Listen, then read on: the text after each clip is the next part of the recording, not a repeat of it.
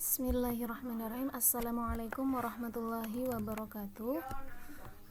Apa kabarnya hari ini anak-anak? Semoga dalam keadaan sehat dan selalu dilindungi oleh Allah dimanapun kita berada. Amin.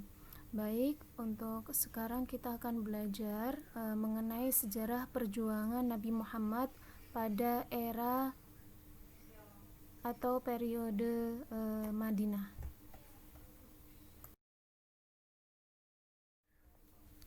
Bagaimana kondisi masyarakat Madinah pada awal hijrahnya Nabi Muhammad?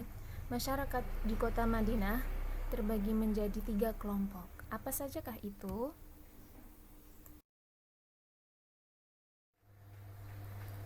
Untuk kaum yang pertama adalah kaum muslim yang terdiri dari kaum muhajirin dan kaum ansor. Kaum muhajirin adalah kaum muslim yang berhijrah dari kota Mekah menuju ke kota Madinah. Sedangkan kaum ansor adalah penduduk asli dari kota Madinah yang sudah masuk Islam. Dan untuk kelompok yang kedua adalah kaum musyrik. Kaum musyrik di sini adalah kaum yang sudah lama menetap di kota Madinah, namun mereka tidak punya kekuasaan di kota Madinah. Dan kelompok yang ketiga adalah kelompok kaum Yahudi. Nanti bisa dilihat penjelasannya ada di dalam materi.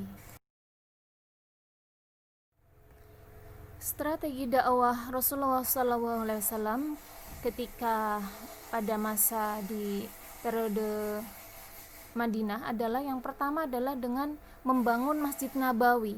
Masjid Nabawi ini adalah bukan hanya sekedar tempat untuk melaksanakan sholat dan beribadah saja, akan tetapi fungsinya sangat banyak untuk menjalankan roda pemerintahan, bermusyawarah, dan banyak sekali urusan-urusan tentang perekonomian semuanya diselesaikan, dimusyawarahkan di Masjid Nabawi. Dan yang kedua adalah mempersaudarakan di antara sesama umat muslim. Umat muslim kaum muhajirin yang berhijrah dari kota Mekah menuju ke kota Madinah, mereka dipersaudarakan dengan kaum ansor, bukan hanya di lisan, akan tetapi mereka memperkuat tali persaudaraan darah juga dengan harta. Jadi benar-benar menjadi satu keluarga. Dan yang berikutnya adalah membuat perjanjian Islam. Poin-poin di sini adalah untuk membangun adanya peradaban agar ada toleransi dari kaum muslim juga kaum yang lain, Yahudi maupun yang musyrik. Akan tetapi untuk perjanjian ini yang membuat adalah Rasulullah SAW. Penguatan spiritual, kemudian juga ada beberapa peristiwa setelah adanya perkembangan dakwah di kota Madinah, dan setelah peristiwa wafatnya Rasulullah juga roda pemerintahan kekhalifahan dilanjutkan oleh sahabat Abu Bakar As-Siddiq. Silakan bisa dilihat untuk materinya dan bisa dirangkum. Hikmah sejarah dakwahnya Rasulullah pada Madinah. Banyak sekali hikmahnya, mari kita ikuti sebagai berikut.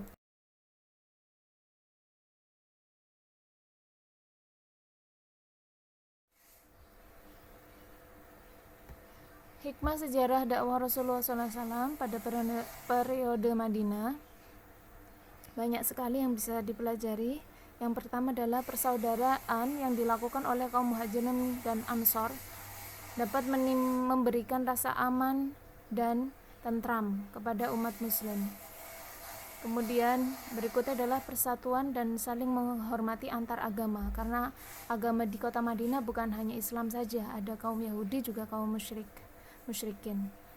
Yang berikutnya adalah menumbuh kembangkan tolong menolong antara yang kuat dan yang lemah, yang kaya dan yang miskin. Ini ada di perjanjian yang dilakukan oleh Nabi Muhammad untuk mempersaudarakan, saling membantu antara kaum yang lain. Memahami bahwa umat Islam harus hidup menurut aturan Allah Subhanahu wa taala. Selanjutnya, memahami dan menyadari kewajiban menjalin hubungan dengan Allah, juga antara manusia dengan manusia yang lain.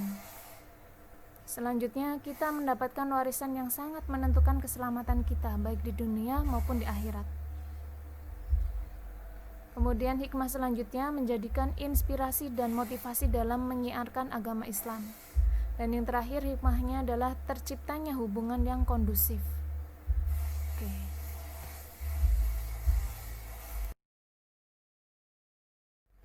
Demikianlah materi hari ini mengenai sejarah dari dakwahnya Rasulullah pada periode Madinah.